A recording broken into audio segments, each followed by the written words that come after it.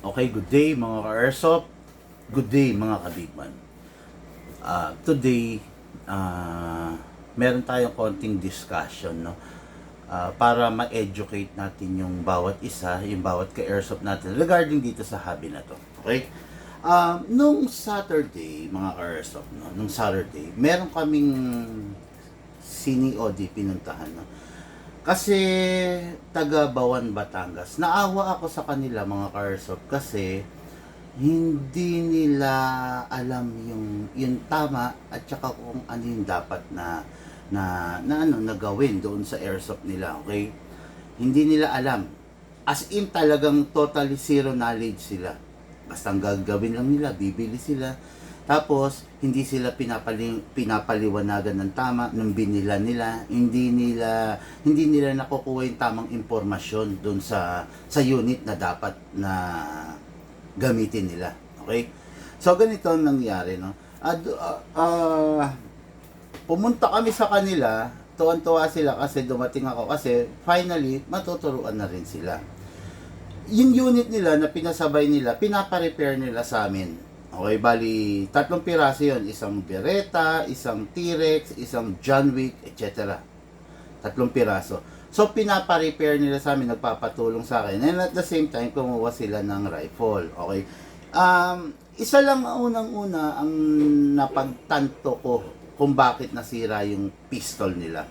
Unang-una, hindi sila gumagamit ng silicone oil. Pangalawa, hindi nila alam yung tamang gagamitin na gas. At saka, medyo salat sila sa knowledge regarding doon sa upgrade na ginagawa natin. Okay? Ngayon mga airsoft, hindi ko napapatagalin, ipapakita ko sa inyo yung unit nila, kung bakit nasira, kung paano maiwasan ng pagkasira, at kung paano masosolusyonan yung mga ganong bagay. Okay? So, papakita ko sa inyo. Baba lang natin yung camera.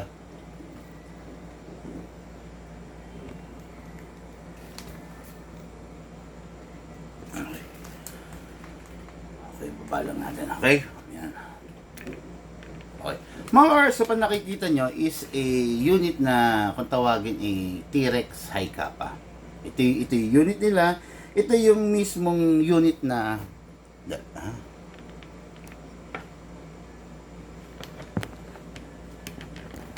okay. Ito yung unit nila. Ito yung unit na mismong ipinadala nila sa atin. Ito yung ipinapakiusap nila na ma-repair. Okay? Unang-una mga airsoft, dito sa Bigman kasi, ang unit natin, kakas ako ilalak ko. Ayan o. Itong unit niya is, ayan, kung mapapansin ninyo sana nakita sa camera. Ayan o.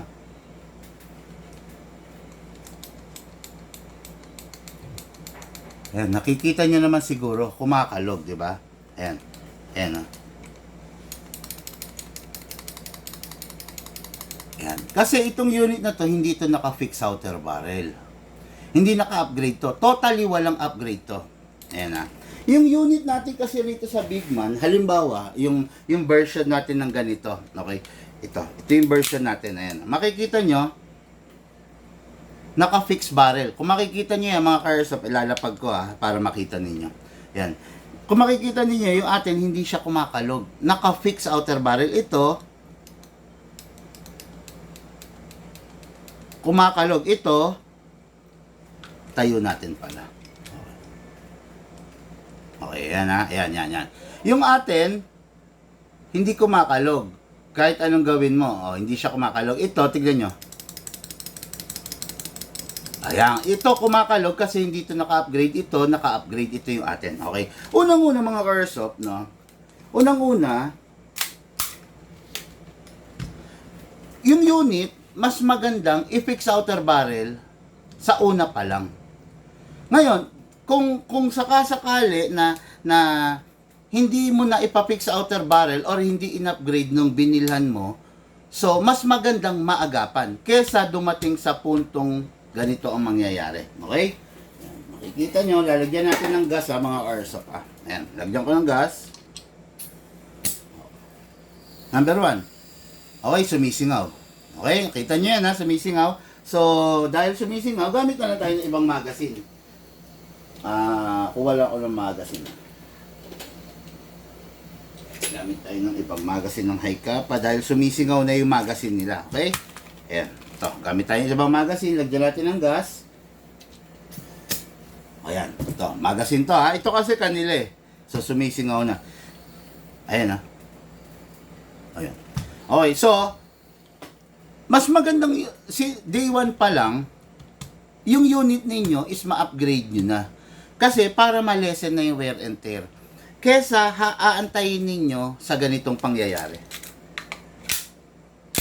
Ayan na, ipuputo ko mga airsoft.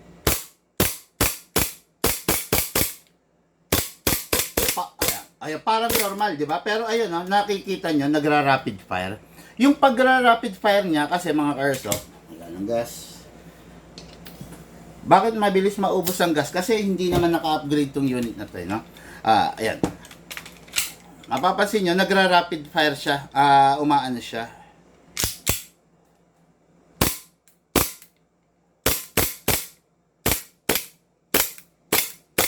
Hindi stable at saka humihina. At saka ang worst na nangyari rito, ito.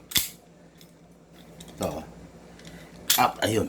Okay. Ayan, makikita nyo yan. Yan, ganyan itsura niyan. Okay, ayan ha. Ayan ha. Oh, magpa-fire tayo. Ayun. Nakita nyo? Lumaglag ang barrel. Ayan, lagay natin ha. Oh. Oh, kita nyo? Lumuluwa na ang barrel. Isa pa. Ay. Pasok natin. Oh. Lumuluwa ng barrel. Ibig sabihin yung barrel niya busted na. Dito yan. Nasira na. Naging two-piece na. Mga ganito ang itsura niyang airsoft ha. Sabay. Okay, lagi lang. Yan. Ganito ang itsura niyan. Ito mismo to, nakakabit to dun sa loob. No? Ito yung nandito yung half-up chamber. Pero yung barrel niya, naghiwalay na to. O yan. Ngayon, akala nyo ba, pwede nyo bang idikit to? Hindi nyo pwedeng idikit to. Hindi rin kakapit. Due to impact, due to recoil, maghihiwalay din yan. Okay, no? Maghihiwalay din yan dahil matindi ang impact ng baril natin. Okay? Unang-una, bakit nasira to? Nasira to sa hindi tamang paggamit ng, yung hindi correct yung gas na ginagamit niya. Hindi tama. Kaya nasira to, kaya naghiwalay to. Ito kasi hindi to naka-weld. Press fit to. Para siyang para siyang mga rivets, no? Naka-fit talaga yan. Kung mapapansin nyo, may groove yan. Hindi talaga design para dumulas. Pero dahil sa hindi tamang gas na ginagamit, so, nasira siya. Okay? Ngayon, ganito yan. Merong paraan para maiwasan mong masira yung barrel mo. Yon, kailangan day 1 pa lang yung unit mo is naka-fix outer barrel na. Kailangan kakabili mo pa lang yung unit mo bago mo gamitin, naka-fix outer barrel na. Mas maganda. Ngayon ang tanong, halimbawa big man, ginamit ko na ng 1 taon, hindi pa naman nasisira. Pwede ko bang ipa-fix outer barrel? Yes, pwede mong ipa-fix outer barrel. Pwede pa. Pwede mong mahabol hanggat hindi pa dumarating sa pagkasira. Walang iniwan yan mga airsoft, no? Meron kang kidney problem. Bago pa man din na masira yung kidney mo, dapat mag-healthy living ka na.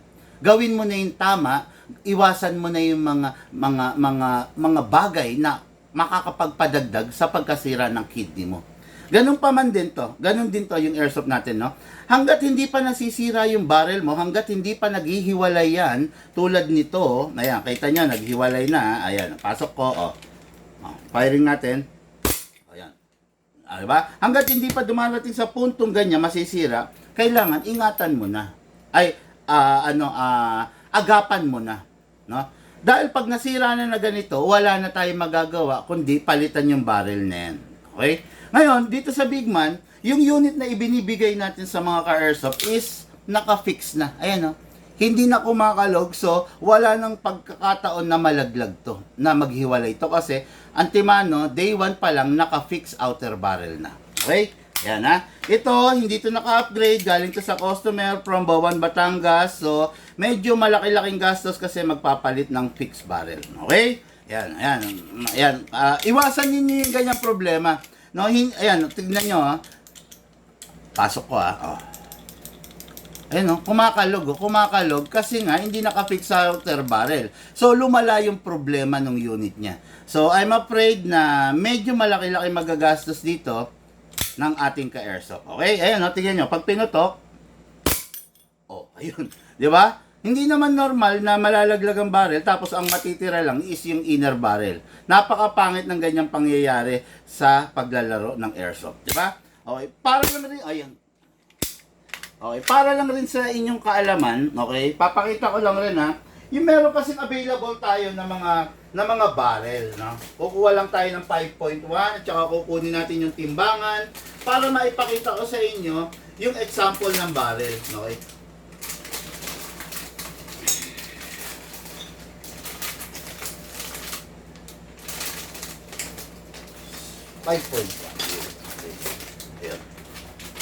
Marami tayong iba't ibang klase kasi ng barrel, di ba? Meron tayong tinatawag na fixed outer barrel na premium. Okay, ito yon. Pakita ko sa inyo. Yan, ito.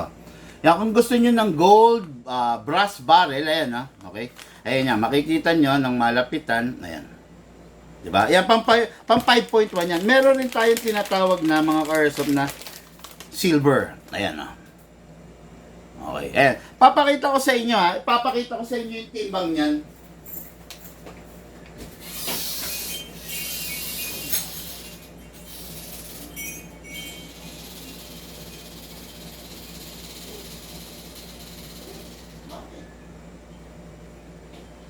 Sa shipping yan.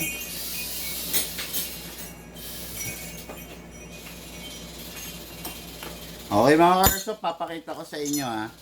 Tignan nyo, itong mga barrel natin is barrel na 10 times stronger. No? 10 times stronger than the ordinary barrel. Okay, ayan, makikita nyo ha. Ayan. Ayan, naka-zero yan, makikita nyo. Timbangin natin tong barrel na brass. Ayan. 156 grams.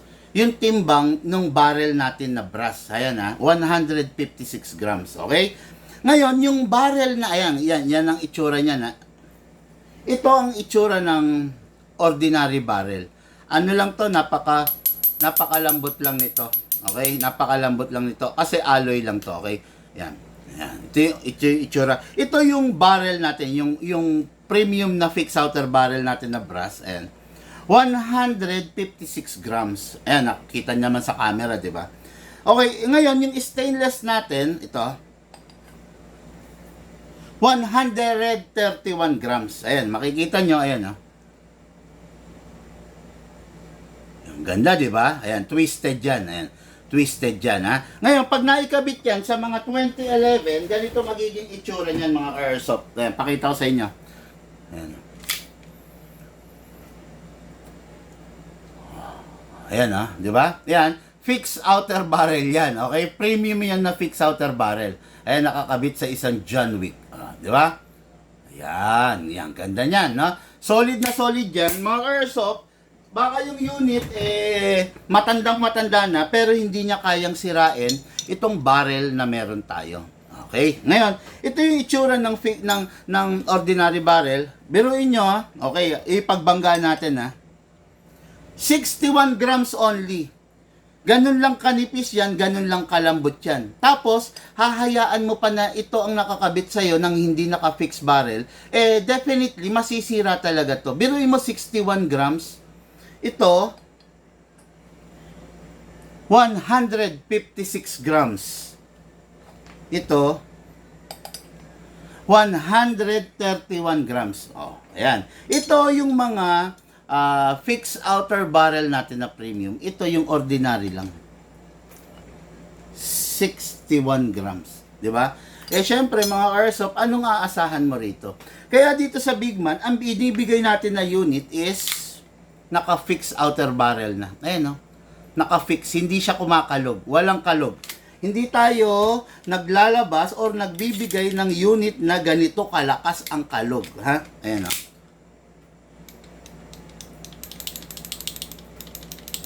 Yan. Hindi tayo pwede maglabas ng ganyan. Bakit? Bakit hindi tayo naglalabas ng ganyan? Tignan nyo pag pinutok ulit,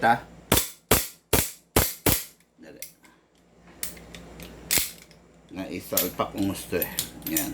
Naghihiwalay na yung mga airsoft, Oops. Pasok lang. Kita nyo, ang hirap i-operate, di ba? Napakapangit naman kung yung unit nyo ganyan, di ba? Tignan nyo. Oh, Ayun, lumalaglag na, di ba? Dito sa mga unit natin na naka-fix outer barrel, hindi mangyayari 'yan, oh. Oh, hindi mangyayari 'yan kasi yung unit natin day 1 pa lang, kakakuha nyo pa lang is naka-fix barrel na. Ayan. Okay, nilagyan ko lang ng gas ito. Naka-fix barrel to. Okay ha? Naka-fix barrel, tingnan nyo. Napakaganda ng putok niya versus dun sa hindi naka-fix outer barrel na ibang-iba yung tunog. O yun, kita nyo, lumalaglag yung barrel, di ba? Yan, ito, unit to ng ating ka-airsoft. Ayan, oh. Oh, yun. Unit to ng ating ka-airsoft na taga Bawan, nang hindi natin ka-airsoft na taga Bawan, Batangas, na ngayon nagpapatulong sa atin. Tatandaan nyo to mga ka-airsoft, no? Konting halaga lang yung difference ng upgraded sa hindi upgraded. Huwag ninyong panghinayangan yung upgraded kasi yung upgraded version, yun yung mag-e-enjoy kayo. Okay? Ayan. Yan yung mga premium natin na fixed outer barrel, ha? Yung mga upgraded version, mga airsoft, yan yung bagay na magbibigay sa inyo ng enjoyment sa airsoft. Sa tingin ninyo, binili ninyo tong unit na to. Okay, ito ha. Binili ninyo yung unit na to. Sa tingin nyo ba mag-e-enjoy kayo kung sa tuwing magpapaputok kayo, malalaglag ang barrel nyo? Malamang sa malamang hindi kayo mag-e-enjoy. 'Di ba? Kaya, huwag kayo mag-arimwanan pag yung unit is upgraded versus the non-upgraded. Huwag kayo mag-arimwanan, kunin ninyo yung upgraded para hindi sumakit ang ulo ninyo. Okay? Dito sa Bigman, ang binebenta natin is unit na upgraded. Malamang sa malamang malayo ang ayun oh, grabe oh. Hindi kasi normal to. Ayun oh. Malamang sa malamang na hindi sasakit ang ulo ninyo. 'Di ba? Ngayon, may tanong ako, anong pipiliin niyo mga ka-airsoft? Unit na upgraded or yung unit na tulad nito? Ayun oh. Kayo na lang po ang mag-decide diyan. Okay? Ngayon mga airsoft, dako tayo dun sa isang topic pa natin, no? Yung unit kasi, hindi sila nagsisilicone oil. Ngayon, hindi sila nagsisilicone oil, ang tendency, yung wear and tear ng unit nila is napakabilis. Angat ko muna yung camera dahil mag-uusap muna tayo. Okay? Yung wear and tear ng unit nila is napakabilis kumpara mo dun sa normal. Walang silicone oil eh. Okay?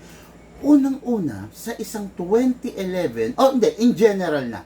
Unang-una, ang masisira, ang magagasgas sa unit ninyo is yung laman loob. No? Mga airsoft, bago tayo mag-proceed, nakikiusap ako, i-share nyo tong live natin na to. Kasi itong live natin na to, sa paraan ng pag-share ninyo, kakalat tayo sa community. Yung barkada mo, yung pinsan mo, yung kaibigan mo, yung biyenan mo, yung bayaw mo, na nagbabalak bumili ng airsoft, bago pa man din sila bumili, kailangan alam na nila to. Kaya yung simpleng pag-share mo, napakalaking educational, kaliwanagan ng utak, na magagawa nung simpleng pag-share nyo. Akala nyo ba yung pag-share, baliwala lang? Hindi. Yung pag-share nyo, napaka-effective, napakalakas na tool para mapalaganap yung sinasabi ko. Okay? I don't care na share nyo. I don't care kung hindi sila bumili. Okay lang. Ang importante, malaman nila kung ano yung tama, kung ano yung dapat. Especially sa topic ngayon. Okay. Nung pumunta kami sa Bawan, naawa ko, sabi ko nga sa inyo, ang unit nila puro pistol, lahat sira. Meron silang 3 pistol. Number 1, the 2011 T-Rex Saikapa, the 2011 John Wick Alpha, the M92 Beretta. Lahat naman quality unit. Maliban na lang talaga dahil kahit anong quality unit, kung hindi mo gagamitin ng tama, ikaw rin ang sasakit ang ulo. Tapos, hindi ka makikinig kay Bigman, hindi ka maniniwala kay Bigman, naku po, sasakit ang ulo mo. Dako tayo dito sa susunod natin na topic. Okay? Ang susunod natin na topic is yung unit pa rin nila, mga ka-airsoft. This is a M92 Beretta. Napakaganda. Solid kung makikita ninyo. 'Di ba? Solid 'yan, classic edition. Talaga naman, no? Kung ikaw ay naghahanap ng mga agaw pansin na unit, the best talaga 'to. Okay, Beretta. Ngayon, hindi na gamit ng tama yung unit. Okay?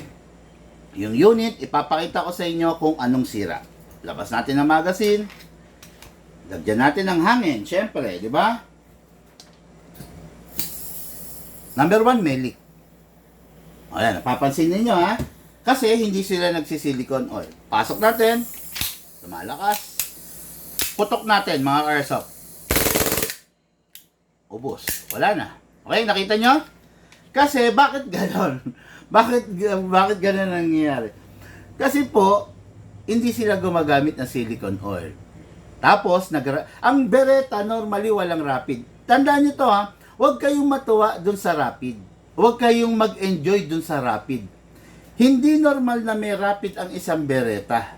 Okay? At hindi maganda, hindi nakakatulong kung yung Beretta nagra-rapid. Okay? Wala talagang rapid to pero biglang nag-rapid. Ibig sabihin, merong nasira sa loob. Bakit nasira? Kasi hindi sila gumagamit ng tamang oil, hindi sila gumagamit ng silicone oil.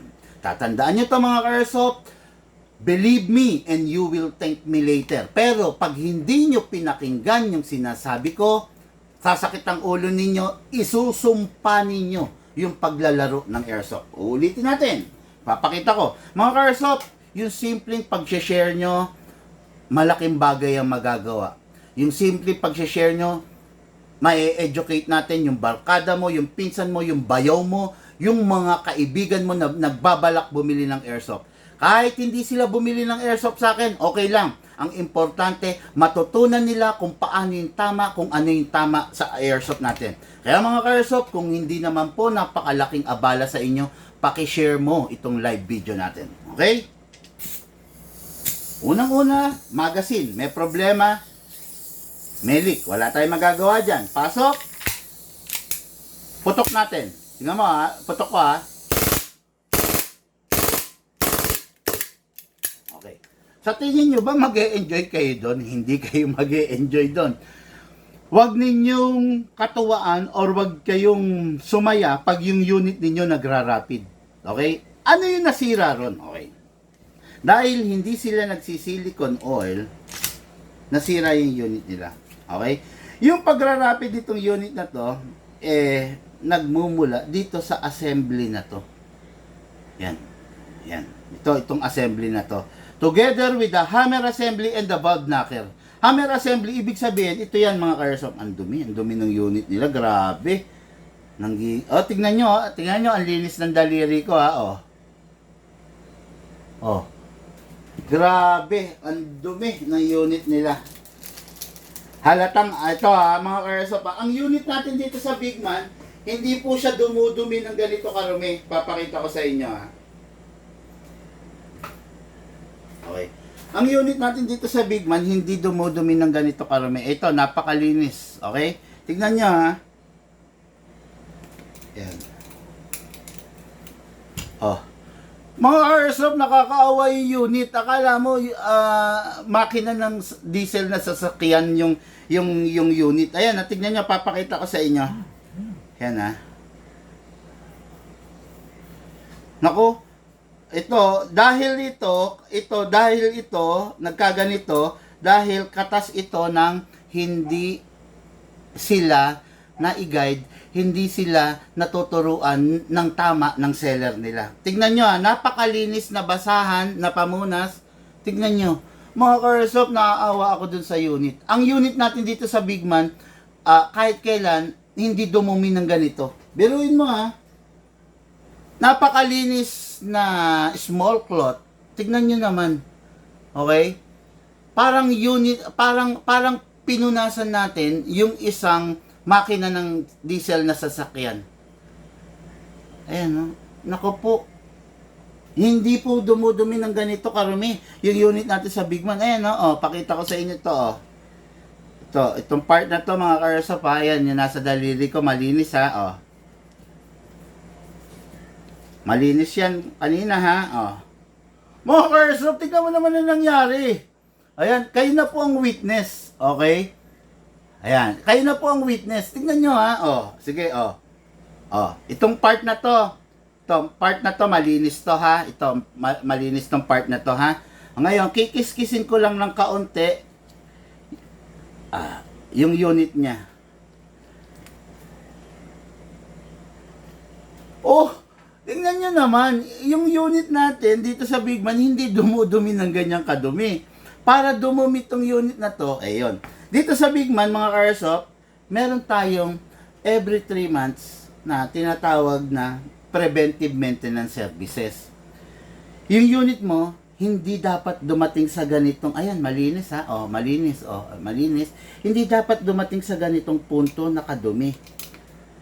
Tignan mo naman, oh.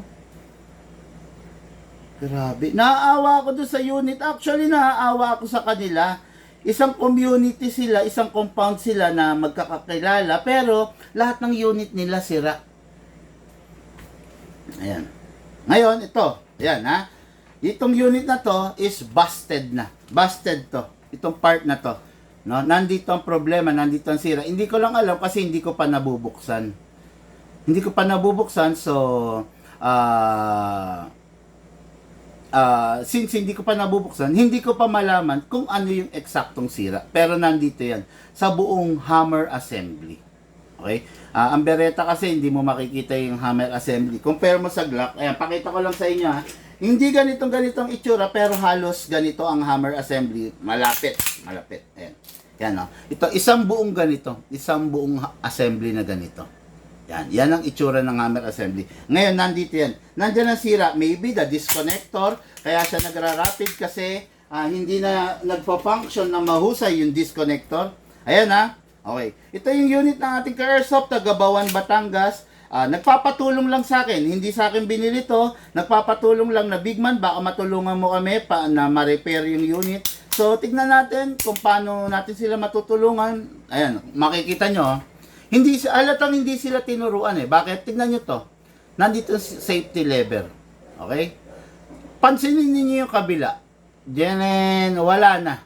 Okay. Wala na yung lever. Oh, dapat meron yan eh. Ganito itsura niya, no? Oh, ayan ha. Okay. Okay, may safety lever. Tignan niyo yung kabila. Ito meron. Ito tignan niyo wala na. Bakit? Hindi sila tinuruan na ang Beretta, okay? Ang Beretta, sa tuwing i-access mo yung safe, dapat sabay. Sabay. Okay? Left and right, kailangan sabay. Hindi pwedeng one-sided lang ang Beretta kasi masisira talaga yung safety lever. Dito sa atin, tinuturo natin yon. Kaya, ganito. Actually, mostly, ng taong sumasakit ang ulo, yung tao na hindi sa Bigman bumili. Mostly na yung mga taong nasisiraan ng unit, mostly yung mga nag-arimwanan sa mas mura, sa mas low quality, kaya napupunta sila, napapahamak sila. Okay? Hindi ko sinasabing Bigman ang pinakamagaling, pero Bigman lang ang nagpapaliwanag ng mga bagay na ganito. Walang ibang airsoft shop or ibang seller na nagpapaliwanag na ang Beretta dapat distributed ang pag-a-access ng safe. Walang ibang ganun yan. Walang ibang airsoft shop na nagpapaliwanag na pag isi-safe mo ang Beretta, dapat sabay. Pag i-unsafe mo, dapat sabay din. Okay? Walang ibang airsoft shop na nagpapaliwanag na ang unit dapat nilalagyan ng silicone oil. Na pag hindi mo nilagyan ng silicone oil yung unit, malapit ka sa pagkasira, malapit ka sa sakit ng ulo.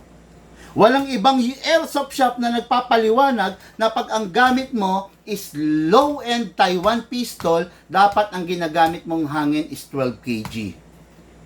Dito lang sa Bigman, malalaman nyo na pag ang unit nyo WE dapat 12 kg. Hindi nyo gagamitan ng 14 kg, hindi nyo gagamitan ng CO2. Dito nyo lang first-hand information, malalaman, mapapakinggan, matututunan nyo dito in Bigman hobby shop. Nakakaawa. Naawa ako sa sitwasyon nila. Isang buong compound sila. Ang unit na nasira nila, 3 pistol na. Matagal na raw silang subscriber, pero hindi nila sinunod, hindi nila pinakinggan yung sinasabi natin. Bagkus, nagtiwala sila sa ibang seller na sa tingin nila, mas mahusay, mas matalino kay Bigman. Ngayon, napahamak na sila, wala na tayong magagawa, no? Ito. Itong taga Bawan, Batangas. Itong airsoft na to, dinala nila doon sa isang seller, hindi ko napapangalanan, sa Bawan, Batangas. Okay? Siningil sila, pero hindi naman nagawa. Siningil sila. Ganun pa rin ang nangyari. Wala, hindi raw magawa, wala raw pyesa. Dito sa Bigman, hindi mangyayari yun. Sa totoo lang. Dito sa Bigman, halimbawa yung unit mo nag-rapid fire, titignan natin kung ano naging sira. Meron kasing sira na nagmula dahil sa factory fault. Merong sira na nagmula dahil sa kapabayaan. Diba? I-assess natin yon. I-assess natin yung appearance ng unit, i-assess natin yung approach ng tao, then ipagko-connect natin yon, malalaman natin kung ano naging sira, kung paano, at kung anong magiging usapan natin. Diba? Ayun. Yan. Ayan yung unit ha. Makikita nyo, isang T-Rex Hi-Kappa Silver na nasira yung barrel. Isang Beretta na nagra-rapid fire na nasira yung disconnector, yan yung resulta ng unit nila. Okay? Lahat ng magazine nila, both of the magazine is may leak, sumisingaw, kasi hindi sila naniniwala at hindi nila pinakinggan yung sinasabi ni Bigman na kailangan merong silicone oil. Okay? Yun. Hindi sila naniniwala doon. So, kaya alam nyo, mga airsoft, hindi naman po sa pagyayabang, no? Sige, ganito na lang. Taas natin yung camera.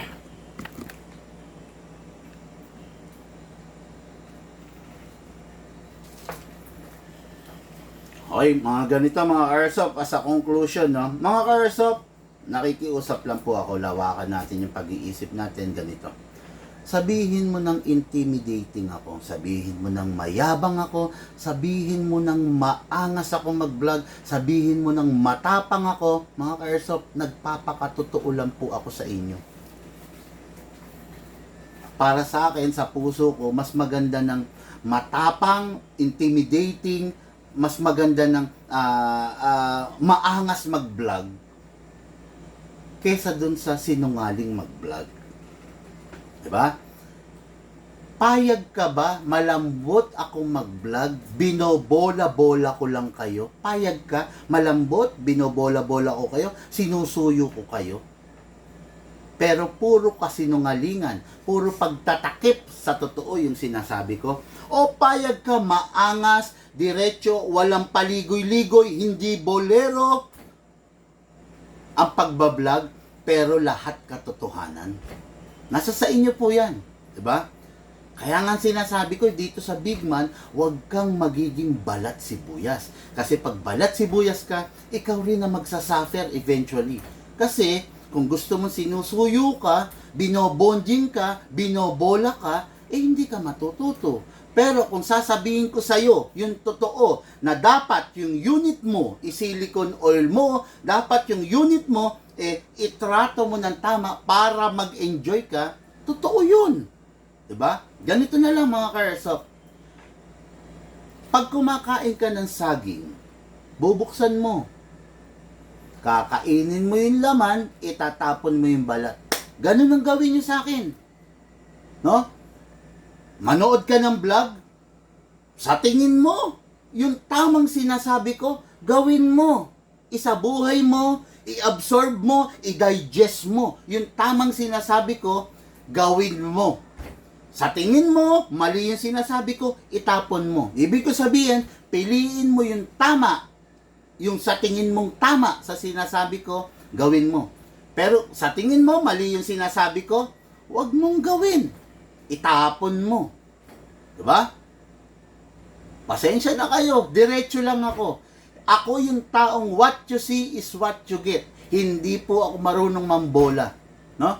Sa kabila ng pagiging tapat natin, marami tayong nakakabangga, marami tayong nakakaaway, maraming humihindi sa sinasabi natin. Pero what I am trying to say and discuss to all of my ka-airsoft is my daily experience. Hindi dahil nabasa ko, hindi dahil ikiwinento, hindi ganon. Lahat ng napapanood nyo sa vlog ko, lahat ng sinasabi ko sa vlog ko, ay yung daily encounter natin sa pagbablog dito sa hobby na to. Okay? Lahat po tayo nagmula sa iba't ibang larangan. Pinagbuklod, pinag-isa ng iisang libangan. Yun po ang paglalaro ng airsoft. Hatid po sa inyo ng inyong matapat na lingkod, Big Man. Thank you po and have a blessed day. Paki-share yung live video natin para matuto yung kaibigan mo, yung pinsan mo, yung bayaw mo, yung biyenan mo, lahat ng makakapanood na friends mo sa airsoft hobby bago sila magdesisyon na bumili ng airsoft. Again, wala akong pakialam kung sa akin sila bibili, kung sa akin man, good, kung hindi man, good pa rin. At least, bit-bit nila yung kaalaman bago sila sumuong sa hobby na to. Tandaan nyo, ang airsoft hobby, hindi matipid. Kaya, dapat ang mabili mong airsoft, yung sulit at mag-e-enjoy ka para pakinabangan mo ng matagal. Mga airsoft, maraming salamat po sa inyo. Kayo ang dahilan kung bakit hanggang ngayon ipinagpapatuloy ko to, itong pagbablog na to, kahit maraming tumutulig sa atin. Maraming salamat po. Pagpalain nawa tayo ng Panginoon. Thank you.